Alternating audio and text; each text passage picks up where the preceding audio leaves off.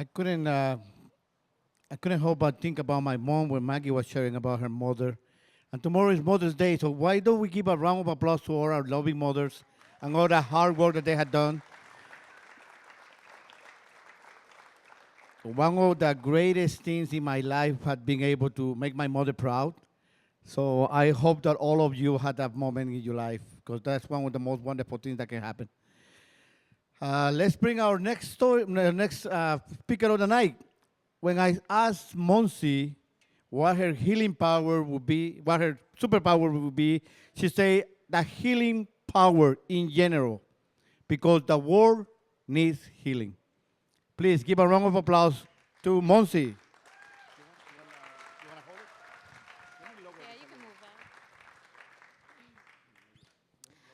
Hi, good evening. Yes.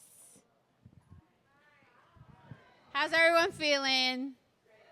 I know it's been a long day for me and my baby boy. Give up to the Literacy Works for letting me have my mom and my son here today. You guys are the best. I was originally going to read my poem. I'm a directly impacted person. I was brought to this country at a very young age, and my family and I tried to navigate through the system, even in the early end of the 80s era, beginning of the 90s era. And because of lack of resources and lack of outreach through organizations, we got kind of lost in the sauce there. So since we're speaking of superpowers, I wanted to give kudos to everyone that's here. Because of you, I'm here, because you all are my community, and that is your superpower. I was criminalized at a young age trying to navigate this system. I always loved school, but I felt like I couldn't fit in. I felt that the language barrier, trying to navigate through, trying to speak English and gibberish, was so funny, and then speaking in Spanish and just trying to fit in without having to have that judgment on me of not being an American. Born here. And so I always lied. I said, oh, I was born here and I did this. And it was so like fake that I ended up living through life as if the laws didn't really apply in terms of immigration, because I was uneducated on a lot of the things. I got with a very abusive person. Sadly, my mom made me go to school, and she was like, you're going to graduate. I don't give a fuck. Like, you're going to go. If it wasn't for my mom, I would not have graduated high school. But with all of that being said, I'm here today to talk to you all about the book that changed my life. Ultimately, it's not a big author or anybody that knows it. This book, it was actually written by a lot of women incarcerated, and I have a lot of things through the trajectory of my life, but with all that being said, I was incarcerated for 10 years for being a victim of domestic violence and human trafficking, and I survived all of that, and I'm here today not, yes, as a victim, but an empowered victim and survivor. And because of Literacy Works, because of Organized Communities Against Deportation, which I now hold a development coordinator position there, I'm here today to empower my community because you all, like the work that you all do privately, publicly, it matters. And I just want to say thank you. I brought a few of the copies of the books. If y'all want to take them home for free or give a donation to LitWorks, it would be appreciated. There's a lot of mothers, there's a lot of women that are incarcerated, criminalized, women of color, indigenous people that are,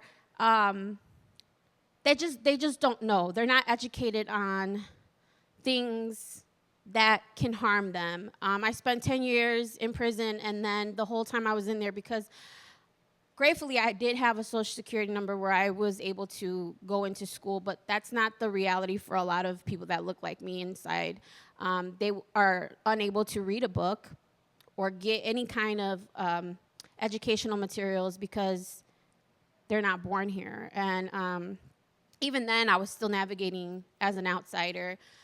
But I made a promise to my community while I was inside that I knew I still had this big cloud over my head. Once I was done with the term, I was actually liberated in 2001 post-COVID, and I came into this world like, what the hell happened? And I mean, I was in like for a decade, and I came out, and it was post-COVID. Everybody's wearing masks, and I was freaking out. And it wasn't until finally I was allowed a year of freedom. I was doing everything I was supposed to do, but I still couldn't navigate on trying to pursue my higher education. I was so close to getting my associate's degree, but the lack of, I couldn't work legally. I couldn't navigate through telling my story. I couldn't get in touch with the organizations because it was there just like mistrust. I didn't know how to change the narratives that the media or the carcerational system had placed upon me or people like me. And so, make a long story short, I was living in Bridgeport actually at the time, and one of my neighbors called immigration on me. And I was on parole, and so I was freaking out because I was cleaning houses, getting paid under the table at the time.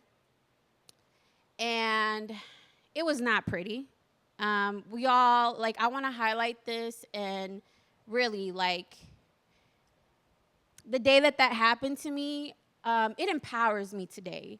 I don't feel sorry for the fact that, like, it happened to me, because we all have to go through, like, really dark situations in order to rise above, right?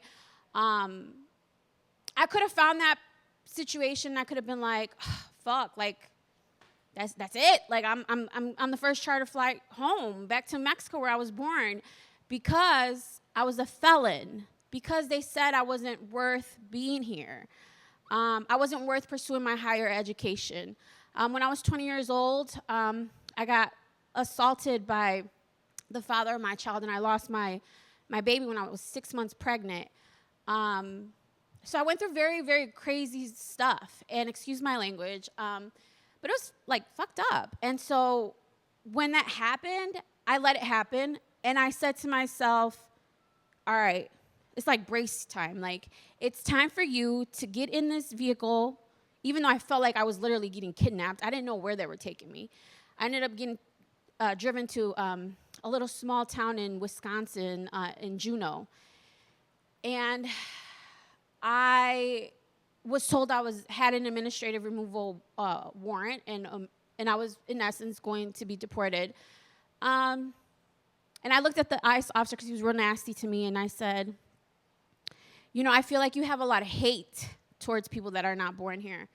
And I looked at him, and I said, mark my words. I said, I will stay in my country, because regardless if I was born here or not, I am the culture, and I am American. In my eyes, I grew up around the Nickelodeon era. I grew up, you know, watching Clarissa Explains It All, and Salute Your Shorts, and, like, having to babysit my little brother, and going to school. And you know what? I'm a high school graduate, and damn it, I only have a few more credits until I get my associates, and I'll be damned if I'm in that detention center, which it was not easy. I spent a year and 6 months of my life in that detention center. It was the hardest thing. I would have done prison 10 times over than to going through that detention center. I was appalled, to say the least, of the severity of mistreatment that a human being goes in through that horrific situation. I can't even imagine what it is like to be in that situation now. Anyhow, I was, like, advocating the shit out of everybody. Like, I was like, oh, no, we're going to get together. We're going to clean. We're going to do this. We're going to do that. And we did. Thanks to my father, thanks to my mother, they advocated for me. And I was able to get in contact with National Immigration Justice Center. I started getting in contact with all these organizations, these non-for-profits, and I was like, this is it. This is my calling. I wrote a poem in an hour when I was in that detention center, when I had my first merits hearing. That poem is in here, and it's called The Voice Finally Heard. I read it to my judge, and I read it to the government. At the end of the poem, it says, please, Department of Homeland Security, set me free. And guess what? A week later, I was set the fuck free. I was set free. And then when I came home, my mom's best friend, Araceli Perez, Araceli and Jenny and all of them, my mom's friends, they helped me come to a safe home. And I was there, and I ended up meeting the love of my life eventually, which was crazy because I went to junior high school with him, and like we were like not even like it was weird, and I was like, oh my God, like life was happening for me. And then my lawyers advocated for me. So like I'm a U visa and T visa holder. My U visa was approved. So I got my work permit and I was able to like get money and I was able to like date my boyfriend. And like, it so happened that like, I was like, oh my God, I'm about to be 40 this year. And I was like, oh my God, life is happening. The most beautiful thing in my life had ever occurred. Not only was I allowing like this system not to beat me, but I was there for other people that was going through similar things as me. And a lot of it had to do with this book.